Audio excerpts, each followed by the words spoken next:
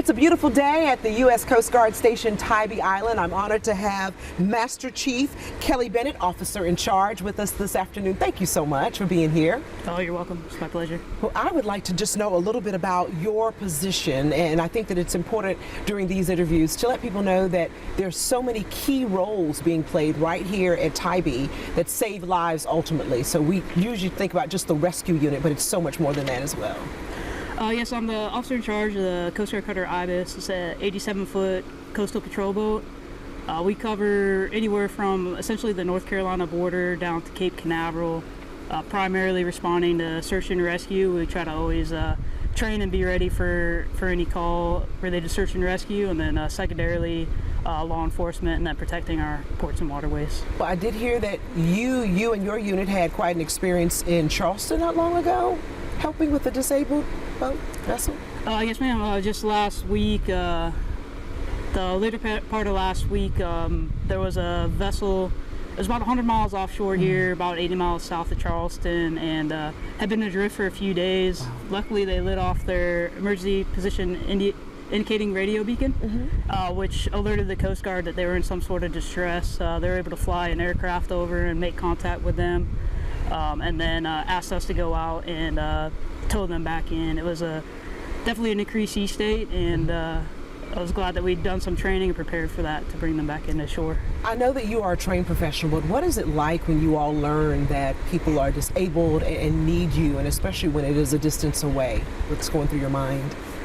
We're there. We're happy to help in their situation. We're going to give it our biggest effort. There was definitely some risk associated with it.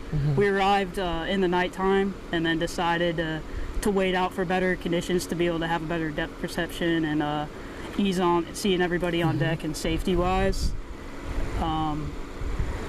Overall, we were just happy to be there and be able to help them out in that situation. Well, thank you so much for all the life-saving work that you all do day in and day out. What do you enjoy most about this unit? What I enjoy most is primarily the crew that I work with. They're all extremely professional.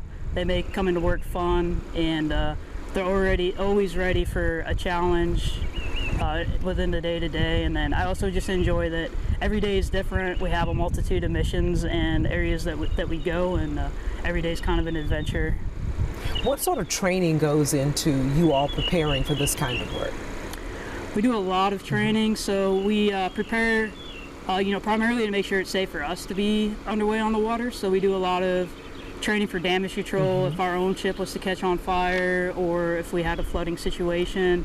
We do a lot of training for search and rescue to execute search patterns properly, be able to do towing. We do helicopter operations with the air station to make sure we're able to assist in that aspect.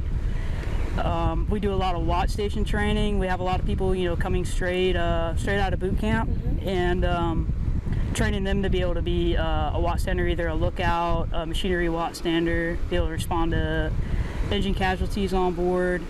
We do a lot of law enforcement, so we do law enforcement training. Wow. They also have to do, we have a deployable small boat, so they do boat crew member training, coxswain training, to be able to operate in the positions on board the small boat in addition to the cutter itself.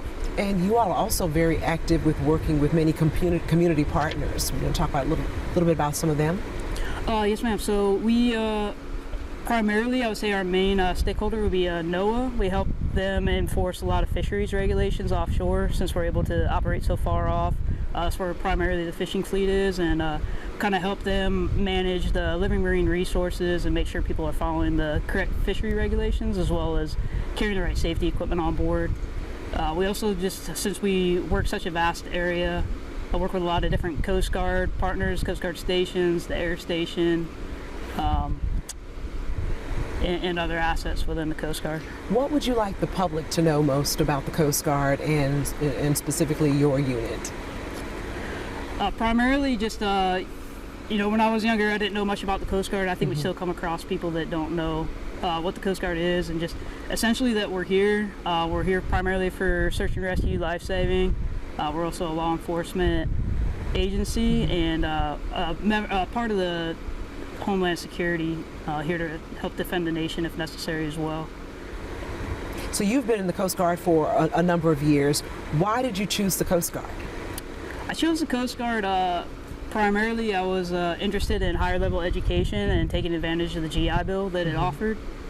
I think I stayed just because I love like I said earlier, the adventure and the ability to help people and search and rescue, as well as just working on the water all the time.